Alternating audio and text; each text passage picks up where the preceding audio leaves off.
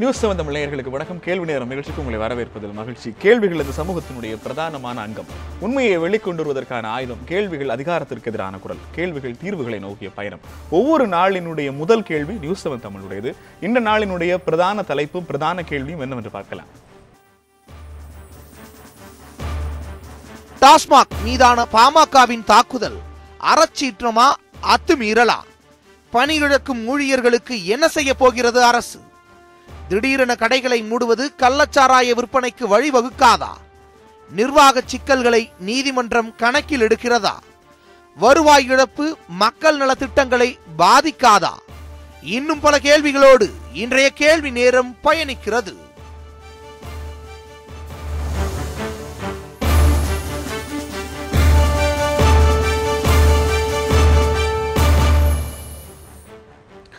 இரண்டாயிரத்தி 16 சட்டமன்ற தேர்தலுக்கு முன்பாக மதுவிலக்கை தமிழ்நாட்டில் அமல்படுத்த கோரி ஒரு மிகப்பெரிய கலாச்சார நிகழ்வு தமிழகம் முழுக்க நடைபெற்றது. அந்த மதுவிலக்கிற்கான போராட்டத்தில் பங்கெடுத்த சசிபெருமாள் அவர்களது மரணம் அந்த போராட்டத்திற்கு மிகப்பெரிய அளவிலான கூடுதல் உத்வேகத்தையும் அளித்திருந்தது. தேர்தல் முடிவுகளுக்கு பிறகு மதுவிலக்கு குறித்த பிரச்சாரங்களும் அது சார்ந்த போராட்டங்களும் பெரிய அளவில் குறைந்திருந்தாலும் தொடர்ச்சியாக சட்ட போராட்டம் நடத்தி தமிழகத்தைச் சேர்ந்த பாமகவிலிருந்து வழக்கறிஞர் பாலு அவர்கள் தொடுத்த வழக்கில் இந்தியா முழுவதும் நெடுஞ்சாலை ஓரங்களில் இருக்கிற மதுபான கடைகள், மதுக்கூடங்கள் மற்றும் அது சார்ந்த பார்கள் உள்ளிட்ட பல்வேறு அமைப்புகளையும் நீக்குகிற உத்தரவை உச்சநீதிமன்றம் கொடுத்திருக்கிறது. இந்த உத்தரவிற்கு பிறகு பல்வேறு மாநிலங்களும் தொடர்ச்சியாக தங்கள் மாநிலத்தினுடைய வருவாயை பாதுகாப்பதற்காக எடுத்து வருகிற நடவடிக்கைகள் உச்சநீதிமன்ற தீர்ப்பை முற்றிலுமாக அவமதிக்க கூடிய ஒன்றாக மாறிவிடாதா என்கிற கேள்வியையும், ஒரு உச்சநீதிமன்ற தீர்ப்பை நடைமுறைப்படுத்த வேண்டிய அரசாங்கத்தினுடைய நடவடிக்கைகளை அந்தந்த கட்சிகளே அந்தந்த அமைப்புகளை கையில் எடுத்துக் கொள்வது என்பது சட்டம் ஒழுங்கு பிரச்சனைக்கு வழிவகுக்காதா? இந்த கேள்விகளுக்கான பதிலை இன்றைய கேள்வி நேரத்தில் தேட இருக்கிறோம். இந்த நிகழ்ச்சியில் நம்மோடு பங்கேற்கிற கருத்தாளர்களை உங்களுக்கு அறிமுகப்படுத்தலாம். பாமகவிலிருந்து வழக்கறிஞர் பாலு அவர்கள் நம்மோடு இணைந்திருக்கிறார். அதிமுகவிலிருந்து CR சரஸ்வதி அவர்கள் நம்மோடு இணைந்திருக்கிறார். சட்ட பஞ்சாயத்திலிருந்து செந்தில் ஆறுமுகம் அவர்கள் நம்மோடு இணைந்திருக்கிறார். ஓய்வு பெற்ற IAS அதிகாரி முருகன் அவர்கள் நம்மோடு இருக்கிறார். நால்வரையும் இந்த நிகழ்ச்சிக்கு வரவேற்கிறோம். முருகன் சார், உங்ககிட்ட இருந்து ஆரம்பிக்கலாம். 2007ஆம் ஆண்டே மத்திய அரசு மாநிலங்களுக்கு ஒரு சுற்றறிக்கையை அனுப்பி இருக்கிறது. தொடர்ச்சியாக நெடுஞ்சாலைகளில் மரணங்கள் அதிகம் நிகழ்வதற்கு நெடுஞ்சாலை ஓரங்களில் இருக்கிற மதுபான கடைகள் ஒரு பெரிய காரணம்னு சொல்லி அதை உடனடியாக அவற்றினுடைய லைசன்ஸை ரத்து செய்யுமாறு மத்திய அரசு ஒரு சுற்றறிக்கையை அனுப்பப்பட்டும் கூட அது பெரிய அளவில் விவாத பொருளாக மாறல. ஒரு தொடர்ச்சியான உயிர் பலிகளுக்கு பிறகுதான் இந்த சுப்ரீம் கோர்ட்டோட தீர்ப்பு வந்திருக்கிறது. உண்மையில் உச்சநீதிமன்ற உத்தரவையும் அதற்கு ராஜஸ்தான் மாநில அரசு தற்போது எடுத்திருக்கிற நடவடிக்கையும் எப்படி பார்க்குறீங்க? அதாவது இதில் மெயினாக நம்ம பார்க்க வேண்டியது என்னென்னா, நாங்கள் இதை பல விவாதங்களில் பண்ணியிருக்கோம். நானும் சார் கூட இதில் ஒரு விவாதத்தில் கலந்துக்கிட்டோம்.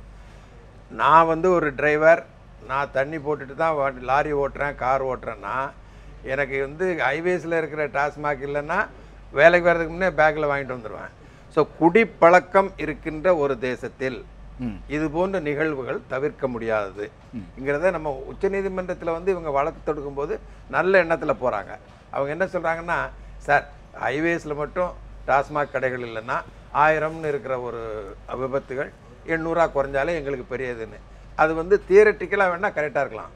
ஆனால் பூரண மதுவிலக்கு இல்லை, இதுதான் நிலைமை என்பது உலகமெங்கும் ஒத்துக்கொள்ளப்பட்ட ஒரு விஷயம் என்பதை நாம் மறந்து விடுகிறோம். ரொம்ப ஆச்சரியம் என்னென்னா, உலகத்திலேயே தீவிரமான நிர்வாகமும் ஒழுக்கமான கீழ்நிலை அதிகாரிகளும் உள்ள அமெரிக்காவில் 1920 ப்ரொஹிபிஷனை இன்ட்ரோடியூஸ் பண்ணிட்டு 1931 விட்டுருங்கப்பான்னு கேன்சல் பண்ணிட்டாங்க. ஏன்னா அதுக்கப்புறம் கஞ்சா பொருள் விற்பனை அதிகமாகி ஆஃபீஸில் இந்த காலேஜில் லேபரேட்டரியில் இருக்கிற ஸ்பிரிட்டை குடிச்சு செத்தவன், ஊரில் உள்ள எல்லா கள்ளச்சாரையும் வீட்டிலே தயார் பண்ணுற பீர்னு சொல்லி சமூகம் சீரழிந்ததை பார்த்துவிட்டு இதை விட ஒழுக்கமான ஒரு மது அருந்தும் பழக்கம் உள்ள கலாச்சாரமே பரவாயில்லன்னு ஆரம்பிச்சிட்டாங்க. அதில் உள்ள ஒவ்வொன்றும் எடுத்து பார்த்தா இப்போ ஆரம்பிச்சிருக்கிற விதை தான். நீங்கள் ஒரே ஒரு டைம் நிறைய எடுத்து நினைக்கக்கூடாது. இப்போ நீங்கள் ஒரு மேஜர் இஷ்யூ இன்றைக்கி என்ன பேசுகிறீங்கன்னா, ஹைவேஸில் இருக்கிற கடைகள்லாம் அகத்துன்னு சொன்னதுனால ஹைவேஸை குறைப்போம் அப்படின்னு சொல்கிற மாதிரி. இது நாங்கள் கவர்மெண்ட்டில் இருக்கும்போது இந்த டிபேட் வந்துன்னா நாங்கள் உண்மையை சொல்லுவோம். சார், மவுண்ட் ரோடு எடுத்துங்க, தாம்பரத்துலேருந்து கிண்டி வந்த உடனே ஏர்போர்ட்டுக்கு அப்புறம் ஹைவேஸ்லாம் கிடையாது. ஆனால் அப்போ பேசும்போது நேஷ்னல் ஹைவேஸ் பற்றி பேசும்போது, சார் நம்ம இந்த மவுண்ட் ரோடு இங்கே வரைக்கும் கொண்டு வந்துட்டிங்கன்னா நம்ம இது ஜிம்கானா கிளப் வரைக்கும் ஹைவேஸ் எப்படிப்பா கொண்டு முடியும்? இதை சின்ன சார் அந்த ரோடெல்லாம் அவனே போட்டுருவான் நிறைய காசு கொடுத்து, நமக்கு செலவு மிச்சம் நாங்கள் சொல்லுவோம். எப்படின்னா ஹைவேஸ் என்று நாம் சொல்லுகின்ற இந்த மவுண்ட் ரோடு இருக்கு பாருங்க, அது ஹைவேஸே அல்ல. ஆனால் சென்ட்ரல் கவர்மெண்ட் செலவில் ரோடு போட்டுட்டுங்கிற எண்ணத்தோட மதுரையில் ஹைவேஸு, கோயம்புத்தூரில் ஹைவேஸு சிட்டிக்குள்ள உருவாக்கி வைத்திருக்கிறோம். இப்போ என்ன சொல்கிறோம் பாருங்கள், ஹைவேஸ்னு சொல்லி சாதாரண ரோட்டை ஹைவேஸுக்கு ஈக்குவலண்டா அவங்க ட்ரீட் பண்ணும்போது நமக்கு அரசு வருமானம் பாதிப்பதை பற்றி கவலை இல்லை. நல்ல வருமானம் உள்ள சுற்றுலாத்துறை பாதிக்கப்படுகிறது. இப்போ ஒன்றும் இல்லை சார், ஃபாரினர்ஸ் வந்து 3 நாள் தான் டைம் இருக்குன்னா நான் மெட்ராஸ் போகல, அங்கே வந்து I don't have a good place to stay, I cannot have a glass of wine and I have டின்னர்னு பெண்கள், தரமான பெண்கள் பேசுறதையும் நம்ம காதில் கேட்க முடியும். நிறைய ஹோட்டலில் இழுத்து மூட போகிறாங்க. அது வந்து தனிமையில் நமது மாநிலத்துக்கு வருகின்ற இன்வெஸ்ட்மெண்ட்டை பாதிக்கும். அதனால் நம்ம மாநிலம் மட்டும் இல்லை, எல்லா மாநிலங்களிலும் சிட்டிக்குள்ளே இருக்கிற ஹைவேஸை நான் டிக்ளேர் பண்ணி க்ளீனாக கொண்டு போய் இது ஸ்டேட்டுன்னு சொல்லி மாற்ற போகிறாங்க. அதுதான் இன்றைக்கி உங்கள் கேள்வியில் மெயின். அதாவது மதுவிலக்கை உறுதிப்படுத்தி மக்களை திருத்தணும்னா காந்திய முறையில் அங்கங்கே போய் ஆல்கஹாலிக் அனானிமஸ் அப்படிங்கிற ஒரு ஆர்கனைசேஷன் ஆரம்பிச்சு, இப்போ சார் இருக்கிற சட்ட பஞ்சாயத்து மாதிரி அவங்க முயற்சி பண்ணி மக்களை திருத்துவது, கல்லூரி மாணவர்களை திருத்துவது, சிறுவர்களை திருத்துவது, பெண்களை திருத்துவது என்ற முயற்சிக்கு கொடுக்க வேண்டிய முக்கியத்துவம் வேறு. ப்ரொஹிபிஷன் கொண்டு வந்தால் இப்போ இருக்கிறதோட நிலைமை மோசமாகும் என்பது என்னுடைய தாழ்மையான கருத்து. அரசோ நீதிமன்றமோ இவற்றில் எதுவும் வெளிப்படையாக தீர்க்கிற அளவுக்கு எதுவும் செய்ய முடியாதுன்னு ஒரு அர்த்தம் வருது. அது வந்து நாம சொல்லலை, ஓகே, ஹிஸ்டாரிக்கல் எக்ஸாம்பிளை வச்சு சரித்திரபூர்வமான உண்மையை உணர்ந்து எல்லா நாட்டிலையும் நெதர்லாண்ட்ஸ்ல அமெரிக்கா ஃபெயிலியரை சொல்லிட்டு ஒரு தனி மனித முடிவு தான். அதை ஒரு அரசாங்கம் முயற்சி பண்ணாலும் அதற்கான வாய்ப்புகள் குறைவுங்கிறீங்க. கிடையவே கிடையாது. ஏன்னா அல்லது என்ன பண்ணிருக்கணும், நீங்க ஒண்ணு இல்லைங்க, குஜராத்ல வந்து மேக்சிமம் டெத்து எப்படின்னா ஸ்பிரிட்டை குடிச்சு எடுத்துக்கிட்டு இருக்காங்க, கள்ளச்சரம். ஆமா, அவங்க தான் only state now with prohibition. Bihar இல்ல மேக்ஸிமம் டெத்னு சொன்னா நம்பர் ஃபிகர் சொல்லுங்க சார், எத்தனை ஆயிரம் வயசு செத்தாங்கன்னு சொல்லுங்க சார். நான் சொல்லிடுறேன், இந்த டிஸ்கஷன் வரும்போது சொல்ல நான் குறிச்சிட்டு வந்தேன். 486 2013 486 பேர் ஒரு மிகப்பெரிய டெத்து. அந்த மாதிரி டெத்து என்ன பேசுறீங்க நீங்க? அந்த மாதிரி டெத்து மற்ற ஸ்டேட்ல எதுலயுமே கிடையாது. வெறும் தொடர்ந்து பேசலாம். நீங்க நல்லா புரிஞ்சுங்க, மேக்ஸிமம் டெத்துன்னு சொல்றது 1 லட்சம் டெத்து இல்ல தம்பி. டெத்து வரும்போது அதே நேரத்தில் மற்ற ஸ்டேட்ல கள்ளச்சாராயத்தை குடிச்சோ ஸ்பிரிட்டை குடிச்சோ சாகலாங்கிறேன். டாஸ்மாக் சாராயம் குடிச்சு செத்து போனவங்களோட ஃபிகரும் சேர்த்து சொல்லுங்க சார். ஓகே, தொடர்ந்து பேசலாம்.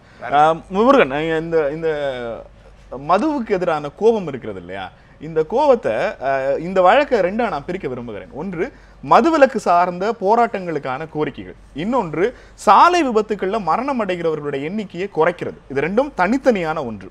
இப்போ இந்த உச்சநீதிமன்றத்தினுடைய பெட்டிஷனுடைய அடிப்படை நோக்கம் மது விலக்கா அல்லது சாலை மரணங்களை குறைக்கிறதா? அதற்கு முன்னாடி ஒரு சில ஊர்களின் பட்டியலை குயிக்காக படிக்க விரும்புகிறேன். தஞ்சாவூரில் மதுக்கூர், விருதுநகரில் ஆமத்தூர், கரூரில் மதுக்கரை, திருவள்ளூரில் பாரதி நகர், நாகை மாவட்டத்தில் மீனம்பநல்லூர், திண்டுக்கல்லில் அரிமாநகர், கோவையில் புளியகுளம், இந்த மாதிரி 32 மாவட்டத்திலிருந்தும் ஒவ்வொரு ஊர்லேருந்தும் சட்ட பஞ்சாயத்துக்கு அழைப்பு வந்திருக்கு. இந்த ஊர்லேருந்து எங்கள் ஊரில் புதுசாக ஒன்று திறக்கிறாங்க அப்படின்னாங்க. அவங்க திறக்கிறது வந்து ஸ்கூல் கிடையாது, ஹாஸ்பிட்டல் கிடையாது, ரேஷன் கடை கிடையாது, மேம்பாலம் கிடையாது, புது சாலைகள் கிடையாது, புதுசாக சாராய கடையை திறக்கிறாங்க அப்படின்னு இப்போ வந்து ஒவ்வொரு நாளும் வந்து சட்ட பஞ்சாயத்துக்கு அழைப்புகள் மேலே அழைப்பு வந்துட்டு இருக்குது. ஒரு பக்கத்தில் கடையை மூடி இருக்கிறாங்க, ஹைவேஸில் மூடின கடையை வந்து உடனே எங்கள் ஊருக்குள்ள வந்து திறக்கிறாங்க, இதை மூடுவதற்கு ஏதாவது உதவி செய்யுங்கள் அப்படின்னு இந்த மாதிரி வந்துட்டு இருக்கு. தமிழ்நாட்டோட இன்னைக்கு யதார்த்த நிலை இது. அந்தந்த மாவட்ட மக்களின் உணர்வுகளை பிரதிபலிக்கணுங்கிறதுக்காக இந்த பட்டியலை சொல்ல, இது சுருக்கமான பட்டியல், உங்களுக்கு தெரியும். 32 மாவட்டத்திலேருந்து இது நடந்துட்டு இருக்குது. நீங்கள் கேட்ட கேள்விக்கு நேரடியாக சொல்லணும்னா, இப்போ வந்து மதுவிலக்கை நோக்கியா அல்லது சாலை விபத்துகள் அதனால் இருக்கக்கூடிய மரணங்கள் சார்ந்ததான்னு கேட்டால் இது வந்து சாலை விபத்துகள் சார்ந்தது, அது சார்ந்த மரணங்கள் சார்ந்தது. அதில் வந்து 2004 வந்து அது ஒரு முடிவுக்கு வந்தாங்க. தேசிய நெடுஞ்சாலைகள் ஆணையம் 2007, 11, 12 வந்து மாநில அரசுக்கு வந்து சுற்றறிக்கை கொடுத்தாங்க. நீங்கள் வந்து தேசிய மாநில நெடுஞ்சாலைகள் இருக்கக்கூடிய மதுக்கடைகளை மூடுங்கன்னு சொல்லிட்டு அரசாங்கம் கண்டுக்கவே இல்லை. பல திட்டங்களை கண்டுக்காத மாதிரி அந்த சுற்றறிக்கையும் தூக்கி குப்பையில் போட்டாங்க. பாமக வந்து எடுத்த நல்ல முயற்சி காரணமாக வந்து அது உடனடியாக வந்து உச்சநீதிமன்றம் இப்போ தீர்ப்பு கொடுத்துருக்காங்க. தீர்ப்பு கொடுத்தது என்னன்னு கேட்டிங்கன்னா, பொதுவாகவே நாங்கள் தொடர்ச்சியாக மதுவிலக்கு சார்ந்து பிரச்சாரங்கள் பண்ணக்கூடிய விஷயங்களில் உளவியல் நிபுணர்கள், மருத்துவ நிபுணர்கள் எல்லாமே சொல்கிற விஷயம் என்னென்னா, அவைலபிலிட்டி அண்ட் அக்சசபிலிட்டி, கிடைக்கக்கூடிய தன்மை எவ்வளோ அருகில் அவங்களுக்கு சீக்கிரம் கிடைக்குதோ. இப்போ பக்கத்தில் டீ கடை மாதிரி டாஸ்மாக் கடை, அது வந்து ஒரு டீ கடை அப்படிங்கிறத தமிழ்நாட்டு அரசாங்கத்தோட கொள்கை முடிவு. அந்த மாதிரி டீ கடை பக்கத்து வீட்டுக்கு ஆஃபீஸ்க்கு வெளியில் இருந்தால் உடனடியாக போய் டீ சாப்பிட்டு வரலாம்ப்பான்னு யோசிப்பாங்க. இதே ரொம்ப தூரம் தள்ளி இருக்குதுன்னா வந்து அவன் சாப்பிட்ற டீ, அந்த டீ கடைக்கு போகிற நேர நம்பிக்கை இது வந்து குறையும். அப்போ அந்த அவைலபிலிட்டி அக்சசபிலிட்டி குறையிறது அப்படிங்கிறது கண்டிப்பாக குடிப்பவர்களோட எண்ணிக்கையை வந்து குறைக்கும். அதுதான் யதார்த்தமான உண்மை. அந்த அடிப்படையில் தான் வந்து இன்னைக்கு வந்து உச்சநீதிமன்றம் உத்தரவு கொடுத்துருக்கு. ஒரு இதில் தரவு அடிப்படையில் பேசுவதாக இருந்தால் முருகன் அவர்கள் சொல்றது எல்லா வளர்ந்த நாடுகள்லையும் இந்த நெடுஞ்சாலைகளில் இருக்கிற மோட்டல்ஸ்ன்னு சொல்லப்படுற பல இடங்களில் பார்கள் அப்புறப்படுத்தப்பட்டு மதுவுக்கு தடை விதிக்கப்பட்டு அது ஒர்க் அவுட் ஆகலைங்கிற ஒரு ட்ராக் ரெக்கார்டு அவங்க கிட்ட இருக்கு. நீங்க எதன் அடிப்படையில், எந்த நம்பர்ஸ் அடிப்படையில் 1000ங்கிறது 800 குறையும் அல்லது 500ங்கிறது 200 குறையும் ஒரு நம்பிக்கையில சொல்றீங்களே, அது எது சார்ந்தது? இல்லை, அதாவது அவர் சொல்ற பாதத்துக்கே எடுத்துக்குவோம். இதெல்லாம் வந்து மூடிட்டா இது வந்து இது நடக்காது. அவருடைய விருப்பத்தை அவர் சொல்லிட்டாரு. இல்ல அவர் சொன்னது கணக்குல இன்னொரு கேள்வி பின்னாடி அவருக்கு பதில் சொல்லிட்டு, இப்போ வந்து கஞ்சா அப்படின்னு வந்து தமிழ்நாட்டில் விற்பனையில் இருக்குதா இல்லையா, அதனால பாதிக்கப்படுறவங்க இருக்காங்களா இல்லையா, இருந்துட்டு தான் இருக்காங்க. அதனால வந்து அரசாங்கமே ஓப்பனா அறிவிச்சுட்டு போயிடலாமா? இப்ப நீங்க சொன்ன அதே அக்சஸிபிலிட்டி அவைலபிலிட்டியை அவர் வேற எங்க பொறுத்துறாருன்னா, மதுக்கடைகளை மூடுகிற போது அவைலபிலிட்டி அக்சஸிபிலிட்டி இந்த பக்கம் திரும்பும். அப்போ ஒரு 10 பேர் வாங்கிட்டு இருக்கிற ஒரு சிட்டில கஞ்சாவை 100 பேர் வாங்குவாங்க.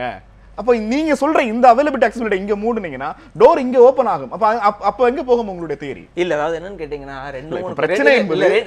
ரெண்டு மூணு கோணத்துல பார்க்க வேண்டியிருக்குது. ஒண்ணு, பள்ளி மாணவர்களிலிருந்து கல்லூரி மாணவர்கள், பள்ளி மாணவர்கள், கல்லூரி மாணவர்கள், அதுக்கடுத்து நடுத்தர வயதினர், தீவிர குடிநோயாளிகள், இந்த மாதிரி 4 வகையை எரிச்சு பார்த்துட்டீங்கன்னா இப்போ வந்து தீவிர குடிநோயாளிகளை எப்படி இருந்தாலும் திருத்தவே முடியாது.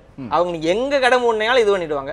நடுத்தரமா வந்து சாதாரண குடும்பத்தில் இருக்கிறவங்க ஒரு போலீஸ் ஸ்டேஷனுக்கு போறதோ அவங்க மேல ஒரு கேஸ் வந்துருச்சுனாலும் அவங்க வந்து பயப்படக்கூடியவர்கள். பள்ளி மாணவர்கள், கல்லூரி மாணவர்கள் வந்து அச்சத்தில் ஐயோ இது இது இது குடிச்சிட்டா இது சட்டத்துக்கு புறமான விஷயம், இதை செஞ்சா தப்பு அப்படின்னா வந்து கண்டிப்பா இந்த 2 வகையினர் தொட மாட்டாங்க. இன்னைக்கு தமிழ்நாட்டோட சூழல் என்னன்னு கேட்டீங்கன்னா, பள்ளி மாணவர்கள் முதற்கொண்டு கல்லூரி மாணவர்கள் முதற்கொண்டு இன்னைக்கு குடிக்க தொடங்கியிருக்காங்க. கண்டிப்பா இந்த பாகுபாடு பார்த்தீங்கன்னா கூட உடனடியாக இந்த இளைய சமுதாயம் வந்து குடியிலிருந்து மீட்டெடுக்கப்படும். மதுவிலக்கு போன்ற செயல்பாடுகள் வரும்பொழுது இவங்க வரும். நீங்க எல்லாமே பார்த்தீங்கன்னா இப்போ வரதட்சணை கொடுமை சட்டம் இருக்கு, இன்னைக்கு வந்து குழந்தை தொழிலாளர் சட்டம் இருக்கு, ஏராளமான சட்டங்கள் இருந்தாலும் குடியை இந்த பழக்கத்துல வைக்கிறீங்க. இல்ல அதை தாண்டி வந்து அது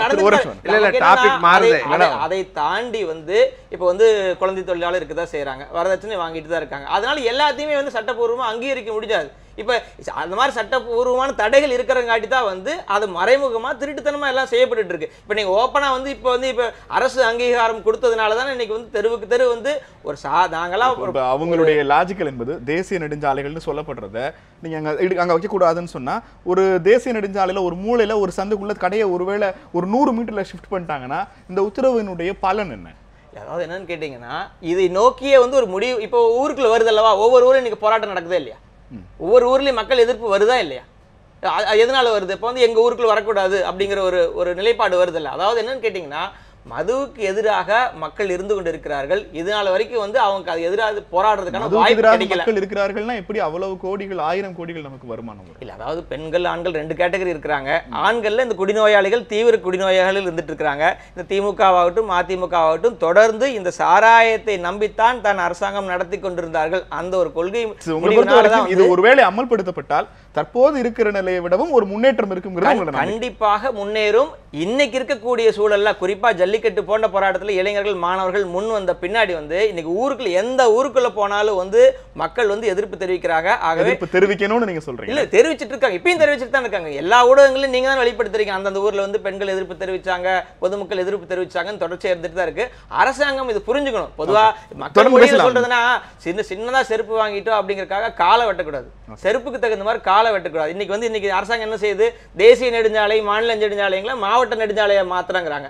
ஏராளமான நிதியை அவரே சொன்னார், ஏராளமான நிதி நமக்கு கிடைக்குது, சாலையை மேம்படுத்த வேண்டியது முக்கியமா அல்லது சாராய கடையை நடத்த வேண்டியது முக்கியமாங்கிறது அரசாங்கத்துக்கு தொடர்ந்து பேசலாம். எனக்கு பாமக பாலுவரிடம் தொடர்ச்சியாக உச்சநீதிமன்றத்திடம் ஒரு சட்ட போராட்டம் நடத்தி ஒரு உத்தரவை பெற்றுக் கொடுத்திருக்கிறீர்கள். ஆனால் அதற்கு பிறகு நேற்றும் இன்றைக்குமான செய்திகள்ல வந்து தமிழகத்தினுடைய பல மாவட்டங்கள்ல மதுக்கடைகளை அடித்து நொறுக்குகிற போராட்டத்தை கையில் எடுத்திருப்பது என்பது அந்த தீர்ப்பின் மீதான நம்பிக்கையின்மையா அல்லது தீர்ப்பை செயல்படுத்தியாக வேண்டும் என்கிற கட்டாயத்தினால் ஏற்பட்ட அரசியல் நடவடிக்கையா? இல்லை, ஒரு தன்னெழுச்சியாக நடக்கக்கூடிய ஒரு அந்த செயல்பாடுகள், அதுவும் நீங்கள் சொல்வதை போன்று தமிழகம் முழுவதும்லாம் நடக்கலை. இல்லை, தமிழகம் முழுக்க பாமக இல்லை, அது போராட்டங்கள் என்னன்னா, ஒரு சாதாரண சாமானியன் செய்யக்கூடிய சட்ட விதிமீறலை நாம் விவாதிக்கின்ற பொழுது அரசியல் சாசனத்தின் மீது சத்தியம் செய்து சட்டத்தின் ஆட்சியை நிலைநாட்டக்கூடிய ஒரு அரசு உச்சநீதிமன்றத்தினுடைய உத்தரவுக்கு விரோதமாக அந்த உத்தரவை தூக்கி எறிந்துவிட்டு அந்த சாராயக் கடையை நெடுஞ்சாலையில் நடத்துவதை என்னவென்று நாம் விமர்சிப்பது? அதற்கு என்ன பெயர்? அதற்கு நாம் எப்படி அதை சொல்வது? இந்த விவாதத்தில் ஐயா அவர்கள் மூத்த ஐஏஎஸ் அதிகாரி, மிக மதிப்புக்குரியவர். நான் இது ஒரு பொது அரங்கம், மக்களிடம் செல்லக்கூடிய செய்திகள். ஒரு நீதிமன்றம் தீர்ப்பு வழங்குகிறது, கள்ளச்சாராயம் வந்துடும் விட்டுருங்க, கஞ்சா போயிடும் விட்டுருங்க, சாராயம் வேணுமா வேணாமா, இதெல்லாம் நூற்றுக்கணக்கான முறை நாம் விவாதம் செய்து விட்டோம். அது அல்ல இன்றைக்கு விவாத பொருள். உச்சநீதிமன்றம் ஒரு விஷயத்தை ஆய்வுக்கு எடுத்துக்கொண்டு 150 வழக்கறிஞர்கள் கொண்ட மிகப்பெரிய பட்டாளம் மது விற்பனைக்காக நீதிமன்றத்தில் வாதாடி நீங்கள் சொன்னதை போன்று பல பிரச்சனைகளை விவாதித்து ஒரு நீதிமன்றம் சரத்து 142 கீழ் தீர்ப்பு வழங்கியதற்கு பிறகு அதை ஆய்வு செய்வதற்காக நேரத்தை செலவழிப்பதை விட்டுவிட்டு அதை எப்படி நடைமுறைப்படுத்துவது, இப்பொழுது நடந்து கொண்டிருப்பது சரியா தவறா என்பதுதான் ஒரு சரியான பொறுப்பான இந்த காலத்துக்கு தேவையான விவாதமாக இருக்க முடியும். என்னை பொறுத்தவரையில் இது அது வந்துடும் இது வந்துடும் அந்த விஷயத்தையெல்லாம் ஒதுக்கி வச்சிருங்க. என்னுடைய ஒரே கேள்வி, வழிபாட்டு தலங்கள் பள்ளிக்கூடங்களுக்கு 100 மீட்டர் இடைவெளி என்று தமிழக அரசு எதன் அடிப்படையில் வைக்கிறது? ஏன் வைக்கிறார்கள்? அதனுடைய பொருள் என்ன என்றால், மது அருந்துவிட்டால் அந்த பகுதியில் செல்லக்கூடியவர்களுக்கு இடையூறு வரும், மது அருந்துவிட்டால் தன்னை மறந்து அவர்கள் நடந்து கொள்வார்கள், எனவே அந்த மக்களை பாதுகாக்க வேண்டும் என்பதுதான் இந்த 150. இந்த விதி உச்சநீதிமன்றத்தினுடைய தீர்ப்பு வருவதற்கு முன்பு இதே தமிழ்நாடு சில்லறை மது விற்பனை விதிகளுக்கு உட்பட்டு நெடுஞ்சாலையிலிருந்து எத்தனை கிலோமீட்டர் இருந்ததா ஐஏஎஸ் அதிகாரிகள் சொல்லணும். இதுதான் இன்றைக்கு பேசப்பட வேண்டிய விஷயங்கள். இதுதான் இருந்த அந்த பிரச்சனையை நீதிமன்றம் கவனித்து ஒரு இலக்கை நிர்ணயிக்கிறது, ஒரு ஒரு ஒரு ஒரு நிபந்தனையை விதிக்கிறது. இந்த நிபந்தனைக்கு விதித்த பிறகு தமிழக அரசு அல்லது மற்ற அரசுகளோ மத்திய அரசோ எப்படி நடந்து கொள்கிறார்கள்? இதில் நீங்கள் கேட்டதை போன்று குறையுமா இல்லையா என்று சொன்னால், ஒரு ஆய்வறிக்கையின் அடிப்படையில், இப்போ நான் ஒரு தனிநபராக என் விருப்பத்தை நான் எதை வேண்டுமானாலும் சொல்லலாம், ஆனால் உலக சுகாதார நிறுவனம் மிகப்பெரிய ஒரு ஆய்வை நடத்தி அந்த ஆய்வறிக்கையை அனைத்து மாநில அரசுகளுக்கு அனுப்பி, எனது அன்புக்குரிய சகோதரர் சட்ட பஞ்சாயத்து இயக்கத்தினுடைய நண்பர் சொல்லுகிறாரே, அந்த அவைலபிலிட்டி ஆக்சசபிலிட்டி இதையெல்லாம் மிகப்பெரிய விவாதம் செய்து மதுவினுடைய பயன்பாட்டை குறைக்க வேண்டும் என்று சொன்னால் அதனுடைய வாங்கும் வாய்ப்பை குறைத்தால் பாதியாக குறைக்க முடியும் என்று சொல்கிறது. எனவே ஒரு சாலை விபத்தை தடுக்க வேண்டும் என்று சொன்னால் செல்லுகிற வழியில் கடையை பார்த்து விளம்பரத்தை பார்த்து நாம் வாங்கலாம் என்று நினைக்கக்கூடிய அந்த சிந்தனையை தடுக்க வேண்டும் என்பதுதான் உச்சநீதிமன்றத்தினுடைய அந்த முடிவு. இன்றைக்கு தீர்ப்பு வந்துவிட்டது. தீர்ப்பு வந்ததற்கு பிறகு 3321 கடைகளை தமிழக அரசு அகற்ற வேண்டும் என்று உச்சநீதிமன்றத்தில் பதிமூணு சொன்னது. ஆனால் இன்றைக்கு ஒவ்வொரு மாவட்டத்திலும் எத்தனை கடைகள், அந்த கடைகள் எந்தெந்த கடைகள், எந்தெந்த உணவகங்கள் இல்ல, ஒரு சின்ன புரிதல். இதையெல்லாம் ஒரே நிமிஷம், இதுதான் விவாதிக்கப்பட வேண்டியது. உச்சநீதிமன்ற தீர்ப்பை திரும்ப திரும்ப மதுவிலக்கோட தொடர்புபடுத்துகிற அந்த போக்கை தான் நான் திரும்ப திரும்ப என்ன கேள்வினா, ஒரு 4 பேர் போகிற வாகனத்துல ஒரு நெடுஞ்சாலை ஓரமாக இருக்கிற ஒரு விடுதியில அவங்க மது அருந்துறாங்கன்னா, நீங்க நெடுஞ்சாலை ஓரத்தில் இருக்க ஒரு மது விடுதியில் மது அருந்துவதல்ல பிரச்சனை, மது அருந்து விட்டு நீங்கள் வாகனம் ஓட்டுனீர்களா இல்லையா அப்படிங்கறதான் பிரச்சனை. ஆனா நெடுஞ்சாலை ஓரத்துல மதுக்கடை இருக்கிறதே பிரச்சனைங்கிற மாதிரியான ஒரு தோற்றத்தை உருவாக்குறது குறித்து என்னோட கேள்வி. அதாவது வாகனம் மது அருந்து விட்டு வாகனம் ஓட்டக்கூடாதுங்கிற குறைந்தபட்ச சிவிக் சென்ஸை ஃபாலோ செய்ய வேண்டிய குடிமக்களை உருவாக்குவதற்கு பதிலாக வேற ஓடி ஒளிரத்துக்கான ஒரு வாய்ப்பை உருவாக்குறீங்க. பொறுப்பான உங்களுடைய கேள்வி. அதே அண்ணன் ஐஏஎஸ் அதிகாரி அவர்களும் இந்த செய்தியை சொன்னார். என்ன சொன்னார்னா, வியாபாரம் செய்வதையெல்லாம் அரசு செய்யுமாம், இவர்களை திருத்த வேண்டிய வேலைகளை இது போன்ற சமூக இயக்கங்கள் செய்ய வேண்டும் என்று சொல்லுகிறார்கள். அடிப்படை கேள்வி ஒரே நிமிஷம். மது நெடுஞ்சாலை ஓரங்கள்ல மது விற்பக்க கூடாது, அது வந்து விபத்தை உருவாக்கும்ங்கிற உச்சநீதிமன்ற தீர்ப்பிற்கு தலைவணங்குவது நாம் ஏற்கக்கூடிய ஒன்றென்றால், அரசாங்கம் தமிழ்நாட்டில் டாஸ்மாக் நிறுவனத்தின் வாயிலாக மது விற்பனை செய்யலாம் என்கிற உச்சநீதிமன்ற தீர்ப்பை நீங்க ஏற்றுதானே ஆகணும். அதாவது ரெண்டு விஷயம். ஒண்ணு, நீங்க நீதிபடி போனீங்கன்னா அது நீதி இல்ல, அதாவது பூரண மதுவிலக்கு தான் நோக்கமாக இருந்தாலும் கூட அது தனிப்பட்ட முறையில் இந்த வழக்கை பொறுத்தவரையில் சாலை விபத்துகள் மது அருந்துவிட்டு வாகனம் ஓட்டுவதை தடுப்பதுதான் நோக்கம். எனவே அங்கிருந்து அப்புறப்படுத்த வேண்டும், அந்த இடத்தில் கடை இருக்கக்கூடாது என்பதை தான் நீதிமன்றம் விவாதத்திற்கு எடுத்துக்கொண்டு ஆலோசித்து இந்த தீர்ப்பை வழங்கியிருக்கிறது. அதை தாண்டி ஒரு மாநில அரசு மதுக்கடைகளை வைக்கக்கூடாது, வைக்க வேண்டுமா இல்லையா என்ற விவாதம் எழவில்லை. அதை தாண்டி இன்னைக்கு அவர் சொல்வதை போன்று மிகப்பெரிய வருவாய் சார், எனக்கு உங்களுடைய நோக்கம் எனக்கு புரிகிறது. இப்போ நெடுஞ்சாலை ஓரங்கள், இப்போ சென்னை டு திருச்சி நெடுஞ்சாலையில் இருக்கிற பார்ஸ் எல்லாம் நீங்க எடுக்கிறீங்கன்னு வச்சுக்கோங்க.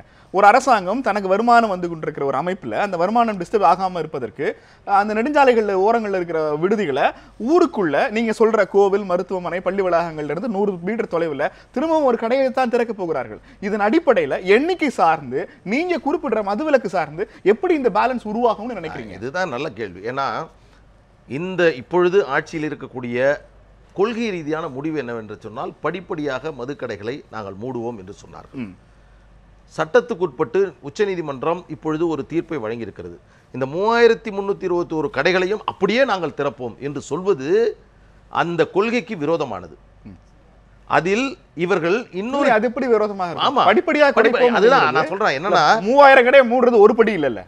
அது 500 மூடுறது தயவு செய்தியா. இதுல என்னன்னா எல்லாருமே தெரிந்தோ தெரியாமலோ என்ன சொல்லிடுறோம்னா திடீரென்றுங்கிற அந்த திடீரே இந்த வழக்கில் கிடையாது. இந்த வழக்கில் திடீர் என்பது 2013 தமிழக அரசு 3 ஆண்டுகள்ல 6 மாசத்துக்கு ஒரு முறை, வருஷத்துக்கு ஒரு முறை கணக்கு போட்டீங்கன்னா கூட இந்த எண்ணிக்கை வந்துடும். எனவே இது இவர்களுடைய அதை கவனிக்காதது, அதை பற்றி கவலைப்படாதது, அது எதுவென்றாலும் பார்த்து கொள்ளலாம் என்று இருந்ததனுடைய விளைவு உச்சநீதிமன்றத்தில் கூட என்ன பண்ணாங்கன்னு கேட்டிங்கன்னா ரொம்ப வருத்தம். தமிழக அரசு இப்போ சகோதரி கூட நிச்சயமா இது தேவை, நல்ல விஷயம் என்ன சொல்றாங்க. இன்னைக்கு அதை பற்றி பொது விவாதம் நடத்துறாங்க. தமிழக அரசு என்ன சொல்லுது? மதுவிலக்கு படிப்படியாக குறைப்போம் 2016 அறிவிக்கிறாங்க. அதுக்கு பிறகு 1000 கடையை அவங்க இதுவரைக்கும் க்ளோஸ் பண்ணிருக்காங்க. இல்ல, அதை தான் நான் சொல்றேன். அதாவது நீதிமன்றத்தில் சொன்ன காரணத்தை பாருங்க. நவம்பர் 28 வரை எங்களுக்கு வந்து கால நீட்டிப்பு வேண்டும். காரணம், நாங்கள் உரிமம் வழங்கி இருக்கிறோம். நீதிபதி கேட்டாங்க, யாருக்கு உரிமம் வழங்கியிருக்கீங்க? யார் நடத்துறது? அரசாங்கமே நடத்துது. அரசாங்கத்துக்கு உரிமை கொடுக்குதா? அப்படி என்றால் எப்படியாவது வியாபாரம் செய்யணும், வருவாய் வர வேண்டும், இதை அப்படியே தொடர வேண்டும் என்று நினைக்கக்கூடியது. அப்படி பார்த்தீங்கன்னா கொள்கைக்கும் நீதிமன்றத்தில் எடுக்கக்கூடிய நிலைப்பாட்டிற்கும் விரோதம் இருக்கிறது. எனவே அதுதான். 2016ஆம் ஆண்டு அதிமுக ஆட்சிக்கு வருவதற்கு மதுவிலக்கை படிப்படியாக தமிழ்நாட்டில் கொண்டு வருவோம்னு 500 மதுக்கடைகளை மூடினீங்க. இப்போ எடப்பாடி பழனிசாமி அவர்கள் இன்னொரு 500 மதுக்கடைகளை மூடி இருக்கிறார்கள். ஆனா இவங்களுடைய கோரிக்கை என்பது நீங்க செய்யறேன்னு சொன்ன ஒரு விஷயத்தை உச்சநீதிமன்றம் தீர்ப்பாக சொன்ன பிறகும் கூட அதை நடைமுறைப்படுத்துறதுல அவ்வளவு போதிய அக்கறை காட்டலைங்கிறத அவங்க குற்றச்சாட்டு. 2 பேருக்குமே ஒரு சின்ன ரெக்வஸ்ட். அண்ணன் தலைவர் ஊர்ல இருந்து பாண்டிச்சேரி வாக்கிங் டிஸ்டன்ஸ் தான். இங்க காட்டுற வேகத்தை அங்கேயும் கொஞ்சம் காட்டலாமே. சோ தட் இங்க இருந்து அங்க போய் அங்க இருந்து இல்ல அவர் இப்ப ஸ்டேட் ரோட மாத்தி உள்ள ரோட வைக்க போறாங்க. அதையும் இப்ப அறிவிச்சிருக்காங்க பாண்டிச்சேரி கவர்மெண்ட். அவங்க வந்து அதை ஹைவேன்னு சொன்னா தானே நீங்க திறக்க மாட்டேன்னுவீங்க. அதை நாங்க வந்து லோக்கல் ரோடா மாத்திக்கிறோங்கிற அனௌன்ஸ்மெண்ட் இன்னைக்கு வந்திருக்கு. ஒரு தெருவுக்கு இங்க ஒரு கடை இருந்தா ஒரு தெருவுக்கு பாண்டிச்சேரியில 15-20 கடை இருக்கு. எங்க இருந்தாலும் தமிழர்கள் காப்பாற்ற பண்ணுங்க, எங்க இருந்தாலும் மக்களை காப்பாத்துங்க. எல்லாரும் நம்ம மக்கள் தானே. அப்படி பார்த்தா இந்தியாவிலே மதுவிலக்கா போராடுங்க, சந்தோஷப்படுறோம். எங்களை பொறுத்த வரைக்கும் சொன்னபடி அம்மா தெளிவா சொன்னாங்க. ஏன்னா பல வருடங்களாக இந்த பழக்கம் இருக்கு.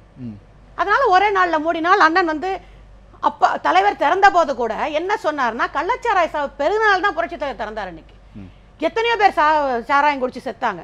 அதன் பிறகுதான் அன்றைக்கு வேற வழி இல்லாமல் தான் அன்றைக்கு மீண்டும் புரட்சி தலைவர் எம்ஜிஆர் அவர்கள் மதுக்கடைகளை திறந்தாங்க. இப்பவும் அதான் நிலைமையாகும். ஏன்னா 8 கோடி மக்கள்ல எல்லாருமே குடிக்கிறது இல்லைங்க. மேபி 10%. தம்பி கூட கேட்டாங்க, என்ன கணக்கு என்ன கேட்க? 8 கோடி மக்கள் குடிச்சிட்டு நீங்க 400 பேர் சொல்றீங்கன்னா அது திஸ் நத்திங்.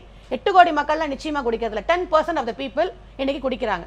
அவர்களை படிப்படியாக தான் இப்ப வந்து இப்ப வருமானம் குறைஞ்சிருச்சு இல்ல. அப்ப என்ன தெரியுது? இந்த கடைகளை மூடும் போது ஒரு நாளைக்கு தள்ளி போய் வாங்கிட்டு வருவாங்க, 2 நாள் வாங்குவாங்க. காலப்போக்கில் அவ்வளவு தூரம் போடணும் போது ஆட்டோமேட்டிக்கா இப்ப அரசாங்கம் மட்டுமே சொல்லி ஒருத்தர் நிறுத்த முடியாதுங்க. எனக்கு உணர்வு வேணும். குடி என்னோட உடம்புக்கு கெடுதல். அதே மாதிரி ஆக்சிடென்ட்ஸ் என்பது மது குடிக்கிறதுனால மட்டுமே இல்ல. இன்னைக்கு பாத்தீங்கன்னா ஹெல்மெட் போடாம ஓட்டக்கூடாதுன்னு சொன்னா கூட 2007ஆம் ஆண்டு மத்திய அரசு அவர் சுற்றறிக்கை அமைச்சிருக்காங்க. 2011 அதுக்கு பிறகு திரும்ப அதை உறுதிப்படுத்துறாங்க. 2011 இருந்து ஆட்சியில் இருக்கிற அதிமுக அதற்கான முயற்சி எடுக்கல. இப்போ ஒரு மதுவிலக்கு எதிரான போராட்டம் பெரிய லெவல்ல தொடர்ந்து நீங்க ஹைவே ஆக்சிடென்ட்ஸ் எல்லாம் only because of பார் கடன் மட்டும் சொல்ல முடியாது. இன்னைக்கு ஓடுற வேகம், ஹை ஸ்பீட், அவங்க போற ஒருத்தர் முந்திக்கிட்டு போறது ஒண்ணும் இல்லைங்க. இப்ப நான் வரும்போது என் வண்டியில 2 ஆட்டோ 3 2 வீலர் அடிச்சிருப்பாங்க. போய்கிட்டே இருக்கோம், லெஃப்ட் கட் கவி ரைட்ல கட் பண்றாங்க. சோ எல்லாரும் டிராஃபிக் ரூல்ஸ் ஃபாலோ பண்றது இல்ல. ஹெல்மெட் போடுறது இல்ல. இந்த பைக் ரேஸுங்கிற பேர்ல பாத்தீங்கன்னா நைட்ல என்னெல்லாம் வண்டி ஓட்டுறான், அதுக்கெல்லாம் கூட சட்ட பஞ்சாயத்து வந்து நடவடிக்கை எடுத்தா சந்தோஷப்படுறோம். ஏன்னா ரூல்ஸை யாருமே ஃபாலோ தமிழ்நாட்டுல பண்றது ஆளுங்கட்சி அதிமுகவா சட்ட பஞ்சாயத்து மதுவை மட்டுமே கிடையாது. இல்ல மேடம், நீங்க சொல்ற எல்லா பிரச்சனைகளையும் எதிர்க்கட்சி டோன்ல சொல்றீங்க. அரசாங்கம் ஆளுங்கட்சி நீங்க தானே மேடம். ஆமாங்க, எத்தனைங்க பண்ண முடியும்? எத்தனை கேஸ் நாங்களும் பிடிக்கிறோம் போடுறோம். என்ன பண்றீங்க? நைட் 11 மணிக்கு மேல பாருங்க அந்த பீச் ரோட்ல பைக் ரேஸ்ங்கிற பேர்ல அவ்வளவு ஸ்பீடா போவாங்க. எத்தனையோ மரணங்கள் நடந்திருக்கு. நம்ம வந்து சொல்றோம் நீங்க இல்ல பிரச்சனை என்பது நெடுஞ்சாலைகள் நடக்கிற விபத்துகளுக்கு மது காரணமாக இல்லை பெரும்பான்மையாகங்கிறது உங்களுடைய வாதம். மது மட்டுமே காரணமா இல்லைன்னு தான் நான் சொல்றேன். மதுவை கொடுத்து விட்டு வண்டி ஓட்டுவது என்பது மிகப்பெரிய தவறு, கண்டிப்பா தவறு. அது அவர்கள் நிச்சயமாக தண்டிக்கப்பட வேண்டும். நீங்க வந்து ட்ரிங்க்ஸ் பண்ணிட்டு வண்டி ஓட்டுறங்கிறது எந்த காலத்திலும் ஏத்துக்க முடியாது. ஆகவே அம்மா அவர்கள் சொன்னபடி இந்த பழக்கத்துல இருந்து அவங்களை படிப்படியா கொண்டு வரணுங்கிறதுக்காகத்தான் இப்ப 500 கூட மாண்புமிகு முதலமைச்சர் அம்மா மூணாங்க. இப்ப எங்களுடைய அமைச்சர் மூடி இருக்காரு. அதிமுக வரவேற்கிறதா? நிச்சயமாக நாங்க படிப்படியா மது விலக்குன்னு சொல்லியிருக்கோம். ஆனால் நாங்க அதை எடுத்து பேச போறது இல்ல. ஆனால் அதை நடைமுறைப்படுத்தும் போது, படிப்படியா நடைமுறைப்படுத்தும் போது அதுல வேலை செய்யறவங்களுக்கு மறு வேலை வாய்ப்பு வழங்கணுங்க. இப்ப அதுல எவ்வளவு பேர் வேலை டிசம்பர் பார்க்கறாங்க. 15ஆம் தேதி கொடுத்தவங்க மறு ஆய்வு போட்டீங்க. தமிழக அரசு அட்டார்னி ஜெனரல் வச்சு அங்க ஒட்டுமொத்த இந்தியாவுக்கும் முதல் ஆளு மாதிரி போய் நின்னு ஏன் பண்ணீங்க? மிகப்பெரிய வரலாற்று தவறு. நீங்க ஒரே நாள்ல எல்லாம் க்ளோஸ் பண்ணி இருக்கிறவங்க ரோட்ல நிக்க வைக்க முடியாதுங்க. இல்ல இப்போ நீங்க நடந்துச்சு. டாஸ்மாக் ஊழியர்களுடைய வாழ்க்கை குறித்து கவலைப்படுவதா இருந்தால் அவங்க அரசு பணியா மாத்துங்கன்னு சொல்லும்போது ஏன் செய்யல? நீங்க எதுக்கு எம்ப்ளாய்மென்ட் எக்ஸ்சேஞ்ச் இருக்கு? நீங்க அப்படியே கொண்டு போய் எல்லா அரசு பணியில எல்லாரும் உட்கார வச்சிர முடியாது. நீங்க டாஸ்மாக் பணியாளர்களுக்கு எம்ப்ளாய்மென்ட் எக்ஸ்சேஞ்ச் வழியாக ஆட்கள் எடுத்தோ அதுல இருக்கிற ஜாப் வேறங்க. நீங்க கவர்மெண்ட் ஜாப் வேற. அதுல வந்து இப்ப ஆசிட்டிஸ் அவங்க தேர் லைக் டெம்பரரி பர்சன்ஸ் தான்.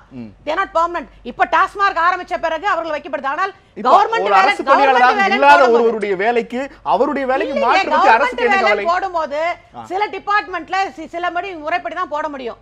எம்ப்ளாய்மென்ட் எக்ஸ்சேஞ்ச் மூலமா தான் சில டிபார்ட்மென்ட்க்கு போக முடியும். சர்வீஸ் கமிஷன் எழுதுறவங்க அந்த டிபார்ட்மென்ட் போக முடியும்.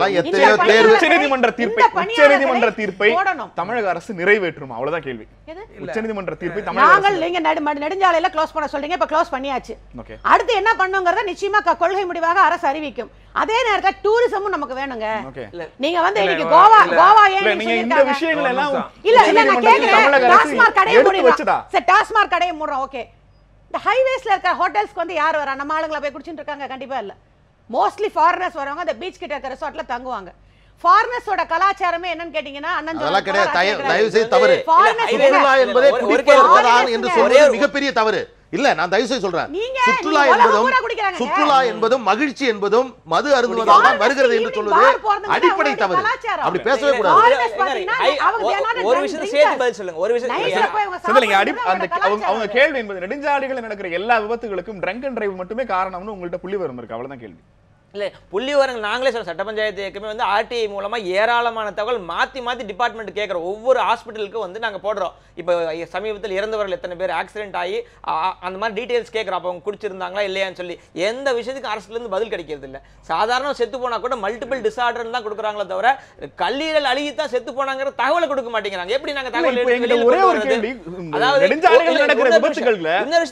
காரணமாகத்தான் நடக்கிறது எந்த விதமான ஆதாரமும் இல்லாமல் அதற்கான காரணம் நீங்க ஒரு 3000 கடை அடிக்க சொல்றது என்ன நியாயம்? குடியும் ஒரு காரணம் அப்படிங்கிறது மறுக்க முடியாது. இன்னொரு விஷயம் தெளிவுபடுத்த திருப்பூர்ல இன்னைக்கு சொல்லிட்டாங்க ஹைவேஸ் எல்லா கடையும் மூடிட்டேங்கறாங்க. 436 கள்ளச்சாராய விபத்துகள்னு உறுதிப்படுத்தப்பட்ட ஒரு நம்பரை முருகன் சொன்னதற்கு அது எப்படி 436 ஒரு நம்பரை நீங்க கேக்குறீங்க? நெடுஞ்சாலைகள்ல குடி காரணமாகத்தான் விபத்து நடந்திருக்குங்கிறதுக்கு உங்ககிட்ட நம்பர் இல்ல. இல்ல, அவரு கிடைக்கலங்கிறார். இல்ல ஒரே ஒரு இல்ல அவர் கிடைக்கலங்கிறார். ஒரு நிமிஷம். இல்ல, ரொம்ப தெளிவா பேசினவர் அவங்க வக்கீல் தான். அவங்க வந்து கொள்கை ரீதியா பூர்ண மது விலக்க அவங்க கட்சி ஆரம்பத்திலேருந்து பேசுறாங்க, செய்வோன்ட்டாங்க. ஒருவேளை அவங்க வந்து செய்து அதை வந்து அப்புறமா பின்னாடி வந்து ரொம்ப கஷ்டப்பட்டு எல்லாம் நம்ம அனுபவத்தில் பார்த்துருக்கோம். எம்ஜிஆர் காலத்தில் நடந்திருந்து. ஆனால் இதில் ஒரு பாயிண்ட் என்ன, இப்போ நீங்கள் ஏற்றுக்குங்களா? சுப்ரீம் கோர்ட் ஆர்டரை ஏற்றுக்கிட்டு தான் ஆகணும். ஏத்துக்கிட்டீங்களா? நீங்க கேட்க வேண்டிய ஏத்துக்கிட்டீங்களாங்கிற கேள்விக்கு நீங்க தேசிய மாநில நெடுஞ்சாலைகளை மாவட்ட நெடுஞ்சாலைகளை மாற்றுவோம்ங்கிறது உச்சநீதிமன்ற தீர்ப்பை ஏத்துக்கிறது இல்ல. இல்ல, அப்படித்தான் இருக்க போறீங்களாங்கிற அடுத்த கேள்வி அது என்னன்னா, இப்ப நீங்க இந்த மாதிரி ஒரு ஆர்டர் போடும்போது காம்ப்ரஹென்சிவா அங்க இந்த மாதிரி வரும்னு தெரிஞ்சு ரெப்ரசன்ட் பண்ணாம இது ஜெயிக்காதுன்னு நினைச்சு இவர் ஜெயிக்கும் நினைச்ச இவர் நேற்று ஒரு நிகழ்ச்சியில பேசும்போது ஒரு தடவை நல்லா அழகா சொன்னாரு. நாங்க எதிர்பார்த்து போனதோட பெட்டர் ஜட்ஜ்மெண்ட் எங்களுக்கு கிடைச்சிருக்கேன். ரொம்ப சந்தோஷமா சொன்னாரு. ஆனா அதே மாதிரி டிஃபென்ஸ் போன ஸ்டேட் கவர்மெண்ட்ஸ் தமிழகத்தை ஒரு நிமிஷம் மறந்துருங்க. All governments did not think இவ்வளவு பெரிய ஆர்டர் வரும்னு யாரும் எதிர்பார்க்கல. கிளீன் ஆர்டர் ஆயிடுச்சு. சரி, நாங்க என்ன கேட்குறோம்னா, இப்போ சுப்ரீம் கோர்ட் அப்போ அடுத்த கேள்வி. இப்போ இவங்க சொன்னாங்களா அந்த 3200 கடையும் அப்படி மூடாமல் நீங்கள் பக்கத்தில் ஒரு ஊரில் போய் ஆரம்பிக்க பார்க்குறீங்கன்னு, அதையும் தடுக்கலாம் சுப்ரீம் கோர்ட்டு. மதுவிலக்கை நிச்சயமாக நீங்கள் நிறைவேற்றியாக வேண்டும்னு டைரக்ஷன் கொடுக்கலாம். மதுவிலக்கு இல்லை கேளுங்க, இல்லை அவங்களுக்கு தெரியும், அதல்ல அவர் நல்லா தெரியும். அடுத்தால இதே மாதிரி ஒரு ஆர்டரை போட்டுட்டு அவங்க இருக்கலாம். இந்த மாதிரி பண்ணாங்க நெதர்லாண்ட்ஸில். அப்புறம் அவங்களே சுவமோட்டோ பெரிய தப்பு நடந்து போச்சுன்னு அமெரிக்கா பார்த்து எடுத்துக்கிட்டாங்க. நாம் வந்து சரித்திரத்தை பார்த்தது போல் அன்றாட நிகழ்வுகளை பார்க்குறோம். இப்போ இவர் சொன்னார், அதாவது நான் ஒரு ரிசர்ச் பேப்பர் படித்தேன், ரொம்ப தூரம் நடந்து போய் தான் குடிக்கணும்னா ஒரு மனிதன் குறையாக குடிப்பான்னு. அவர் சொல்கிறது என்னன்னா அப்பர் மிடில் கிளாஸ் பீப்புளுக்கு அதை இருந்தாலாம். ஆனால் இப்போ நீங்கள் வேற எங்கேயும் போகணும். அன்னைக்கு நான் ஒரு நடந்து போய் குடிக்கிறதே பழக்கமாக இல்லை அன்னைக்கு நம்ம நீங்கள் பார்த்துருப்பேன், அவர் பார்த்துருப்பாரு, கிட்டத்தட்ட தம்பி 200-300 மீட்டருக்கு 3 ரோ ஒரு கடைக்கு. ஏன்னா இறங்கிட்டேன், நானே பார்த்ததில்லை. நான் ப்ரொஹிபிஷனில் கமிஷனாக இருந்திருக்கிறேன், அந்த காலத்தில் ஜாயின்ட் கமிஷனாக இருந்து இதெல்லாம் பார்த்தவன். இவ்வளவு, அதாவது அவன் என்னென்னா அதெல்லாம் ஒருத்தர் பேட்டி கொடுத்தாரு ஒரு டிவியில், எந்த டிவி மறந்து போச்சு, ஒரு வயதானவர், நான் 25 வருஷம் குடிக்கிறேங்க, ஏன் விஷயம் இதில் ஏன் இவங்க தலையிடுறாங்கன்னு தெரியலன்னு அவர் பேசுகிறாரு. ஸோ அந்த மாதிரி ஒரு சமூகத்தில் நம்ம வாழ்ந்துட்டுருக்கோம். குடிப்பழக்கம் உருவாக்கப்பட்டு விட்டது. இப்போ நீங்கள் உள்ளுக்குள்ளே போக வேண்டாம். ஏன் நம்ம வந்து ப்ரொஹிபிஷனை லிஃப்ட் பண்ணோம், அப்புறம் மறுபடி கொண்டு வந்தோம். எம்ஜிஆர் எப்படி பண்ணாருங்க உங்களுக்குலாம் தெரியுமா இல்லையான்னு தெரியாதுங்க, நல்லா ஞாபகம் இருக்குது. ஒரு வயசான அம்மா அவருக்கு ஒரு கடிதம் எழுதினாங்க, ஐயா தயவுசெய்து சாராயத்தை உடனே ஒழித்து விடுங்கள், எங்கள் குடும்பத்தில் எல்லாருமே சாராயம் கொடுத்து இறந்து விட்டார்கள் என்னை தவிரன்னு. அவர் உடனே வந்தார், சாராயத்தை மட்டும் ஒழிச்சிட்டார். ஏன்னா அந்த பொம்பளை சாராயம்னு எழுதிச்சான், கல்லுன்னு கூட சேர்த்து எழுதலை. அப்போ நாங்கள்லாம் சொல்லுவோம், அப்போ வந்து மற்ற அப்பர் லிக்கர்லாம் சாப்பிட்லாம், அது யாரும் ஒன்றும் பண்ணான்னு. ஸோ இந்த மாதிரிலாம் நிறைய பண்ணிட்டோம் நம்ம. இன்றைக்கு வந்து ஆரம்ப காலத்தில் 0 பாயிண்ட்லேருந்து பேசுகிறதுங்கிறது யாருனாலும் பேசலாம். இன்றைய சூழ்நிலையில் நீங்கள் வந்து மதுவிலக்கை கொண்டு வந்தால், அது நீங்கள் ஹைவேஸில் கொண்டு வரீங்களோ, ஸ்டேட்டில் பஞ்சாயத்து ரோட்டில் கொண்டு வரீங்களோ, அந்த குடிப்பவர்கள் எல்லோரும் சேர்ந்து ஸ்பிரிட்டில் இருந்து அந்த மருந்து, அதுக்குற மருந்துலாம் உற்பத்தி ஆகிருந்தோமே, அதாவது கேனபீஸ், அதெல்லாம் வந்து குடித்து அதில் வந்து பயங்கர பாதிப்புகள் ஏற்பட்டு நம்மளோட பெரிய நாடுகள் நடந்து, நான் அது ஒன்று தான் நாங்கள் உங்கள் முன்னாடி எடுத்து வைக்கிறேன், வேற எதையும் நான் எடுத்து தொடர்ந்து பேசலாம். நீதிமன்றம் ஒரு மாநில மத்திய அரசுகளினுடைய நிர்வாக சிக்கலை உணர்ந்திருக்கிறதா? இது சார்ந்த மாற்று ஏற்பாடுகளை மத்திய மாநில அரசுகள் எப்படி செய்ய போகிறார்கள்? இந்த காரணங்களினால் இந்த தரப்பு முன்வைக்கிற மதுவிலக்கு அப்படிங்கிறது எப்படி உருவாவதற்கான சாத்தியம் இருக்கிறது? தொடர்ந்து கேள்விகளை எழுப்பலாம். கேள்வி நேரம் ஒரு சிறிய இடைவேளைக்கு பிறகு.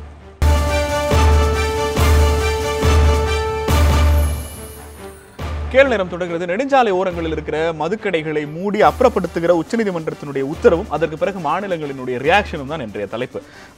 மேடம், இன்றைய எங்களுடைய செய்திகளுக்காக பல்வேறு நெடுஞ்சாலை ஓரங்களில் இருக்கிற டாஸ்மாக் கடைகள்கிட்ட பேசி கொண்டிருந்த போது அவங்க சொன்னது என்னன்னா, அமைப்புகள் கட்சிகள் வந்து போராட்டம் நடத்தினால் அப்போது இந்த கடையை அகற்றுவது குறித்து முடிவு செய்து விடலாம், ஸோ அது வரைக்கும் நீங்க எடுத்துக்கங்க அப்படின்னு.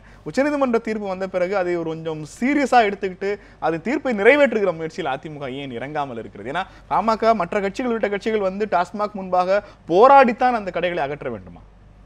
இல்ல, உச்சநீதிமன்றம் சொன்னபடி நெடுஞ்சாலையில டாஸ்மாக்லாம் அகற்றியாச்சுங்க.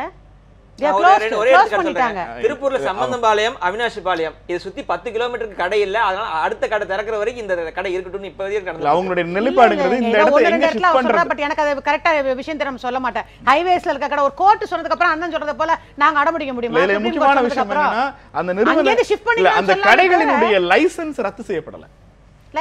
அந்த 3300 கடைகள் அகற்றப்படுறது வேற, லைசென்ஸ் ரத்து செய்யப்படலங்கறாங்க.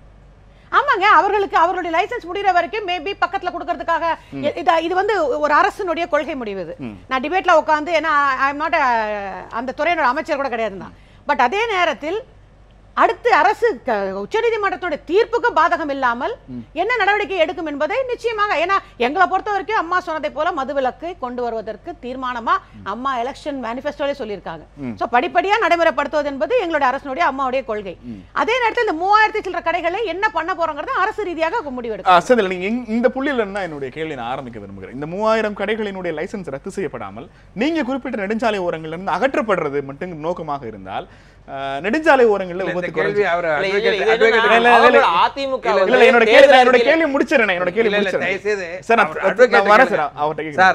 ஹைகோர்ட்ல வந்து லைசென்ஸை கேன்சல் பண்ண சொல்லி ஆர்டர் போடல, அகற்றுங்கள் தான். என்னோட கேள்வி நிறைய செஞ்சுறேன். என்னன்னா நீங்க அதை அகற்றுவதன் மூலமாக நெடுஞ்சாலைகள்ல விபத்து ஒருவேளை நீங்க சொன்ன மாதிரி குறையலாம். இப்போ இந்த 3000 கடையில ஒரு 10 கடையை நீங்க மவுண்ட் ரோடு பக்கத்துல வச்சீங்கன்னா மவுண்ட் ரோட்ல அந்த மாதிரி விபத்து நிகழாதா? அதாவது இப்போ இந்த லைசன்ஸ் ரத்து செய்யப்படல, அட்லீஸ்ட் நீங்க லைசன்ஸ் ரத்து செய்யறதுக்கான முயற்சி எடுத்துருக்கலாம். ஆனா லைசன்ஸ் இல்ல, லைசன்ஸ் இருக்கு கண்டிப்பா. இன்னும் ஒரு வருஷத்துக்கு கடையை நீங்க சிட்டிக்குள்ள வச்சுக்கலாம்னா நெடுஞ்சாலைகள்ல விபத்து ஏற்பட்டால் எந்த மனிதர்கள் சாக போகிறார்களோ அதே மனிதர்கள் தான் மவுண்ட் ரோட்லயும் கோடம்பாக்கம் ரோட்லயும் சாக போகிறார்கள்.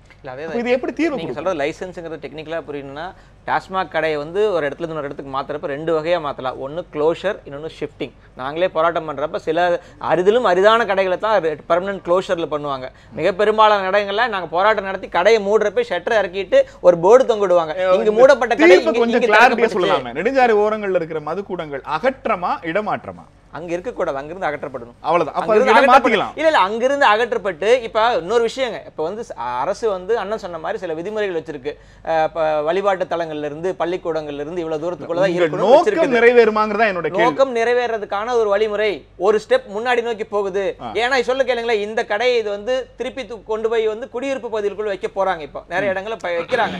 இதற்கு முன்னாலே வேற பல தீர்ப்புகள்ல வந்து அரசு விதிமுறைகள்ல வந்து குடியிருப்பு பகுதியில் வைக்கலாமா வைக்கிறா பத்தி விளக்கமே இல்லை.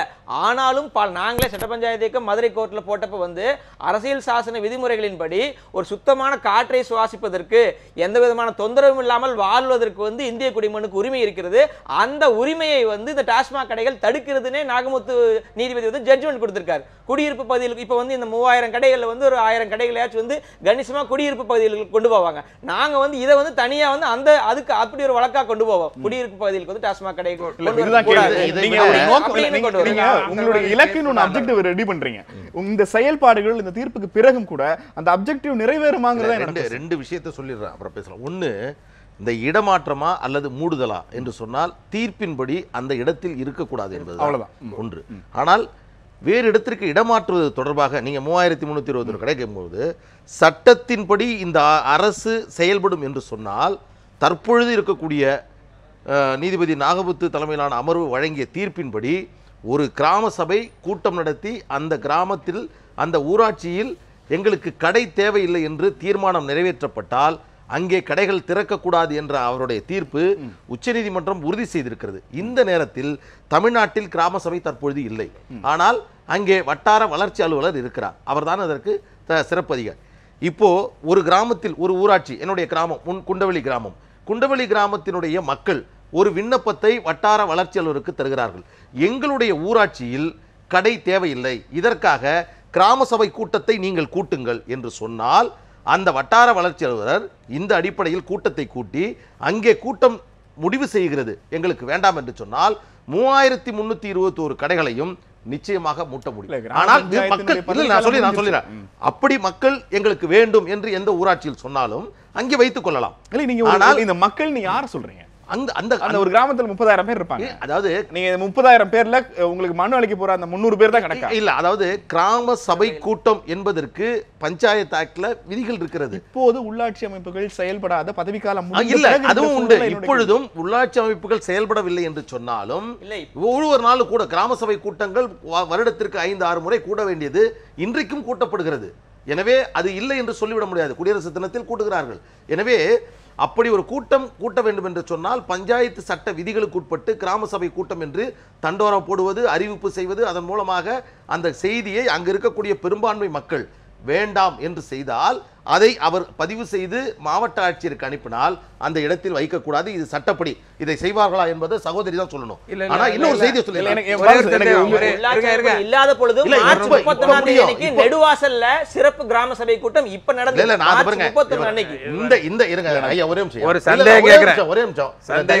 ரொம்ப கஷ்டப்பட்டு இந்த தீர்ப்பு வாங்கியிருக்கோம். ஒரே ஒரு விஷயம் ஏன் நான் சொல்றேன்னா, இந்த தருணத்தில் மக்கள் நினைத்தால், எங்கள் ஊராட்சியில் கடைகள் வேண்டாம் என்று மக்கள் நினைத்தால் இந்த அகற்றப்படுகிற கடைகளை முழுமையாக மூட முடியும். 2016 சட்டமன்ற தேர்தலுக்கு முன்னாடி மதுக்கடைகளுக்கு எதிராக எவ்வளவு பெரிய எழுச்சி நடந்ததுன்னு உங்களுக்கு தெரியும். இப்படி ஒரு தீர்ப்பு வந்த பிறகும் அந்த எழுச்சி நடைபெறாததற்கு காரணம் என்ன? இல்லையே, அது தயவு செய்து நீங்க அப்படி சொல்லக்கூடாது. ஏன்னு கேட்டீங்கன்னா, அது ஒரு உணர்ச்சியின் அடிப்படையில் எழுப்பப்பட்ட தேவையின் அடிப்படையில் நடந்த போராட்டம்.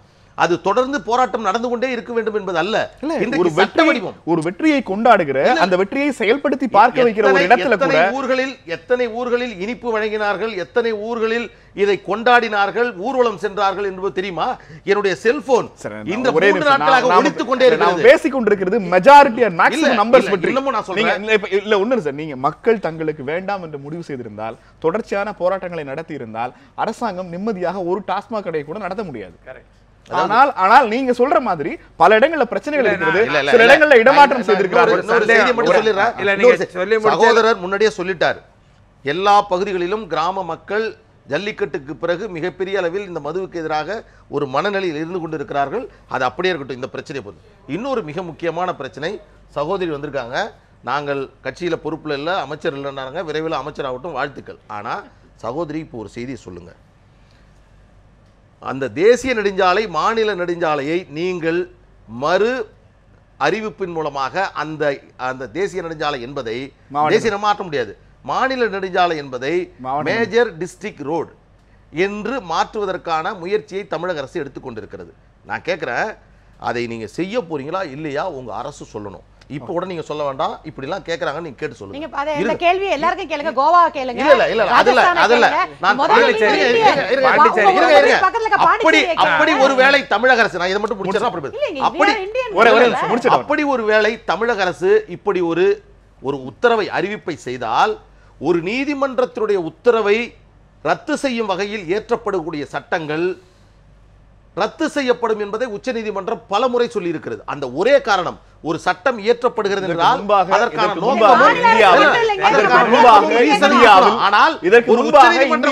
நீதிமன்றங்களின் தீர்ப்பை சட்டத்தின் துணை கொண்டே மாற்றிய வரலாறு அது தேவையின் அடிப்படையில் எந்த ஒரு சட்டமோ எந்த ஒரு ஆக்டோ ஆர்டினன்ஸோ கொண்டு வராங்கன்னா அதுக்கு ஆப்ஜெக்ட் அண்ட் ரீசன் இருக்கணும், அது ஒரு பப்ளிக் லார்ஜ் இன்ட்ரெஸ்ட் இருக்கணும். இல்லை என்று சொன்னால் இதையே காரணமாக வைத்து மீண்டும் தமிழக அரசு உச்சநீதிமன்றத்தினுடைய குட்டுதலை திருப்பி ஒரு நிமிஷம், தமிழக அரசு மட்டுமே இது இந்தியா லெவல்ல மூட சொல்லிருக்கு. இன்னைக்கு நீங்க இங்க அவேலபிள் இருக்கனால ராஜஸ்தான் பிரதிநிதியை கோவா பிரதிநிதியை இந்த அரங்குக்கு அழைக்க முடியாது என்பதால உங்களுக்கு கேக்குறேன். மத்திய அரசையும் கேட்கணும், மத்திய அரசையும் கேட்கணும். முருகன் சார், இல்ல முருகன் சார், இங்க பிரச்சனை என்பது அரசு உச்சநீதிமன்ற தீர்ப்பை ஒரு அரசாங்கம் எப்படி நிறைவேற்ற வேண்டும் என்று எதிர்பார்க்கிறீங்க? என்ன பாருங்க, அவர் ஒரு நல்ல சப்ஜெக்ட் தெரிஞ்ச வக்கீல் உட்கார்ந்துருக்கார் இந்த சப்ஜெக்ட்ல. அவர்கிட்ட நான் ஒரு சந்தேகம் கேட்க போறேன். சார், இப்போ லைசன்ஸ் வந்து இண்டிவிஜுவல் கிடையாது, it is a government organisation having TASMAC licence for running இது வச்சுங்க லிக்கர் ஷாப். அவங்க வந்து பஞ்சாயத்தில் வந்து போடும்போது நோ வி கேனாட் கிவ் யூன்னு ஒரு இந்த மாதிரி எலெக்டட் பஞ்சாயத்தே இருக்குன்னு வச்சுங்க, அதை பஞ்சாயத்து சட்டப்படி அவங்க உடனே ஒரு அப்பீல் பண்ணி டிஸ்ட்ரிக்ட் கலெக்டர் வந்து ஓவர் ரூல் பண்ண முடியுமா? முடியாது. அப்படியா? உச்சநீதிமன்றம் இப்போ அதை உறுதி செஞ்சிருச்சு. உச்சநீதிமன்றத்தை விடுங்க, நான் என்ன கேட்குறேன், ஒரு கிராமத்தில் 500 மீட்டர் தள்ளி உள்ள கிராமத்தில் ஒருத்தர் கடை வைக்க போகிறாரு, அங்கே வந்து பஞ்சாயத்து இருக்குது, கலைக்கலைன்னு வச்சுங்க, அல்லது இப்போ எலெக்ஷன் வந்துடுது, அப்போ வந்து அவங்களுக்கு ஒரு லைசன்ஸு பஞ்சாயத்து லைசன்ஸுக்கு அனுப்புகிறாங்க கவர்மெண்ட் ஆர்கனைசேஷன். அவங்க உடனே நோ நீங்கள் கூடாதுன்னு சொல்லுவாங்க. அப்படி கிடையாது, அப்படி சொல்லக்கூடாதுன்னு சொல்ல உச்சநீதிமன்றம் என்ன சொல்லியிருக்குன்னா, அந்த கிராம சபை கூட்டத்தில் அந்த கிராம சபை எங்கள் ஊராட்சிக்கு தேவையில்லை என்று சொன்னால் அங்கே வைக்க முடியாதுன்னு அவங்க சொன்னா, அப்ப இந்த பஞ்சாயத்து ஆக்ட்ல சொன்னபடி அப்பீல் கிடையாது, வாய்ப்பே இல்லை அதுக்கு பிறகு. ஏன்னா உச்சநீதிமன்றம் உறுதி செய்து விட்டது. அதனாலதான் சொல்றேன், அதனாலதான் 3321 கடையை நாம் வராமல் செய்ய முடியும். அதுக்கு நீங்க கவர்மெண்ட்டை கேட்க வேண்டிய அவசியமே இல்லை, அவர் சொல்றது தேவையில்லை. அதான் இவங்களை போய் நீங்க கேட்க வேண்டியது. அரசாங்கத்துக்கு விவாதத்தின் மாற்று வழிகள் இருக்கு. இந்த விவாதத்தின் மூலமாக மக்கள் விழிப்புணர்வு அடைய வேண்டும். கிராம இல்ல கிளியரா தெரிஞ்சுங்க. இல்ல என்னுடைய பிரச்சனை என்பது இந்த நம்பரை குறைக்கிறதா, எங்க வைக்கிறீங்க, பிளேஸ் பண்றீங்கிறது அல்ல. இல்ல சார், ஜட்ஜ்மெண்ட்டை நானும் படிக்கல, இவர் கூட ஒரு காப்பி விட்டு கேட்டார், நானும் வாங்கி படிக்க போறேன். அப்படி சொல்லியிருந்தால் இவங்க போய் அங்க வைக்கும்போது எல்லா பஞ்சாயத்துகளும் அது முடியாது என்று சொன்னால் முடிந்து போய்விட்டது. கேளுங்க, அந்த பஞ்சாயத்துகள் அந்த முடிவு எடுப்பார்களாங்கிறது அது அடுத்த கேள்வி. ஸோ இதுல நம்ம விவாதம் பண்ண வேண்டிய அவசியமே இல்லை. இப்போ வந்து மக்கள்ல நீங்க ஒரு அழகான பாயிண்ட் சொன்னீங்க, இந்த மாதிரி போராடுறவங்க அங்க வந்து நிக்கிறவங்கலாம் கொஞ்சம் அப்படி கேப்பில் போய் ஒரு மருந்து சாப்பிட்டு வந்து நிற்கிறானா, அல்லது உண்மையிலேயே மது அருந்தவர்கள் தான் போடுறாங்களான்ற கேள்வியை நம்ம கேட்டு பார்க்கணும். ஓகே, அது கிடையாது. நாம் வந்து ரோட்டில் இறங்கி, அவரும் பார்த்துருக்காரு, நானும் பார்த்துருக்கேன், ஒரு அரசியல் கட்சியில் முதல்ல வந்து என்னப்பா இன்னைக்கு என்ன ஈவினிங்னு பேசுகிறது தான் அதிகம். So majority of people particularly those type of people who are now taking a flak இப்படி ஆளுங்க தான் இருக்காங்க.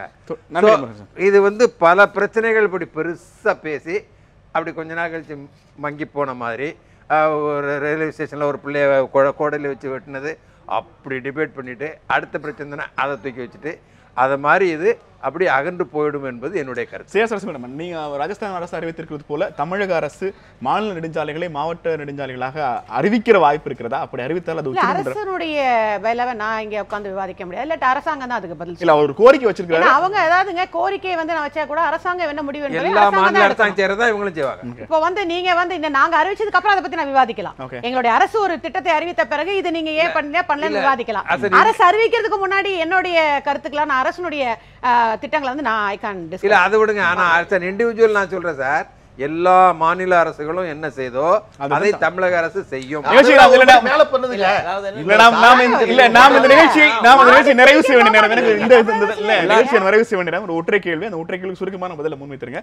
இந்த தீர்ப்பு கள்ளச்சாராய பெருக்கம் அல்லது வருவாய் இழப்புக்கு வலு சேர்க்கும் அப்படிங்கிற முன்வைக்கிற வாதத்திற்கு உங்கள் பதில் என்ன பாலு சார்?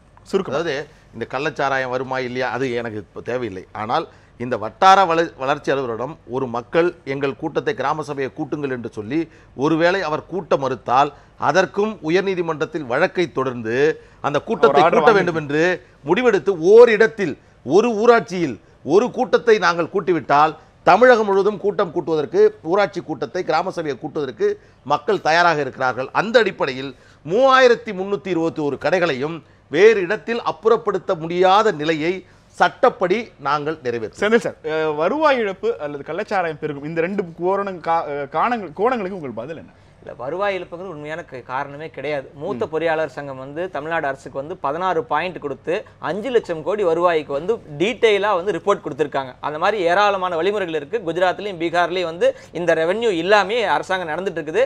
1970க்கு முன்னாடியும் தமிழ்நாடு இருந்துச்சு, தமிழ்நாட்டு மக்கள் வாழ்ந்தாங்க. இது கள்ளச்சாராயத்தினால தமிழ்நாட்டில் அல்லோகலப்பட்டு போகல, ரத்த கலரி எல்லாம் நடந்தது கிடையாது. அதிமுக கொள்கை தேர்தல் அறிக்கையில் என்ன சொல்லியிருக்காங்க? நாங்கள் படிப்படியாக கொண்டு வருவோம், மறுவாழ்வு மையங்கள் ஏற்படுத்துவோம், பார்களை மூடுவோம் இவங்களே சொல்லியிருக்காங்க. உண்மையிலே இவங்க தேர்தல் அறிக்கையில் சொன்னது உண்மைதா அல்லது எல்லா கட்சிகளும் சொல்லிட்டாங்க இனிமேல் நம்ம சொல்லிலாம் ஜெயிக்க முடியாதவங்களுக்காக சொன்னாங்களோ என்னமோ தெரியாது. உண்மையிலே இவங்க சொன்னது உண்மையா இருந்தா வந்து மக்கள் நல அரசு வெல்ஃபேர் ஸ்டேட்டா இருந்தா வந்து உச்சநீதிமன்றம் கொடுத்ததை இன்னொரு படி நீங்க தான் படிப்படியா சொல்றீங்களே, நீங்க ஒரு படி செய்யுங்க. இன்னொன்னு அம்மா மேடம் தான் சொல்றாங்க, என்ன சொல்றாங்கன்னா நாடு முழுக்க அறிவிக்கட்டுமே அப்படின்னு சொல்றாங்க. இது நாள் வரைக்கும் வந்து ஏன் நீங்க வந்து எத்தனையோ விஷயத்துக்கு பிரதமர் கடிதம் எழுதுறீங்களே, தமிழக அரசு வந்து பூர்ண மதுவிலக்கை அமல்படுத்த விரும்புது, இதனால் ஏற்படக்கூடிய பொருளாதார இழப்பை ஈடுகட்டுவதற்காக மத்திய அரசு எங்களுக்கு கொஞ்சம் பணம் கொடுத்து உதவுமா அப்படின்னு கேட்டு இது வரைக்கும் கடிதம் எழுதுங்களே, ஒரு கடிதம் கூட எழுதுறது கிடையாது. உடனே சாத்தியம் கிடையாதுங்க. நீங்க தான் படிப்படியா சொல்லிருக்கீங்க. நீங்க சொன்னது பத்தி நீங்க சொன்னது தான சொல்றோம். ஸ்டெப் பை ஸ்டெப் ஏன் பண்றோம்? இல்ல இந்த அடுத்த ஸ்டெப் என்ன? அவ்வளவுதான் கேள்வி. அடுத்த ஸ்டெப் இல்ல, அடுத்த ஸ்டெப் திண்டிவனம் விழுப்புரம் மாவட்டங்கள்ல தான் மேடம் நீங்க 1000 கடைகளை மூடின வரைக்கும் மகிழ்ச்சி. அடுத்த ஸ்டெப் என்ன? அவ்வளவுதான். அடுத்த ஸ்டெப்னா யூ மீன் கடைகள் அது எங்க அரசு நாங்க சொன்னபடி செய்வோங்க. பட் இவங்க சொல்ற மாதிரி விவாதத்துல உட்கார்ந்து உடனே பண்ணிடுவோம் மத்திய அதெல்லாம் கிடையாது. படிப்படியாக குறைப்போம். அதே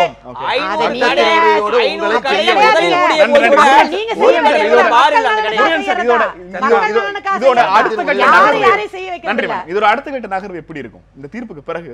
நீங்க என்ன பண்ணாலும் அது ஓட் பேங்க் பாலிடிக்ஸ் தான் பண்ணுவாங்க.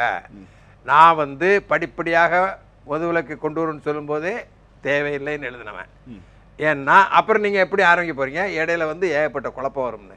ஸோ மதுவிலக்கு என்பது சாத்தியமில்லை என்பது என்னுடைய கருத்து. நிகழ்ச்சியில் 3 பங்கெடுத்து 4 பேருக்கும் கேள்வி நேரம் தனது மனமார்ந்த நன்றியை தெரிவித்துக் கொள்கிறது. இன்னும் சந்திக்கலாம். நன்றி, வணக்கம்.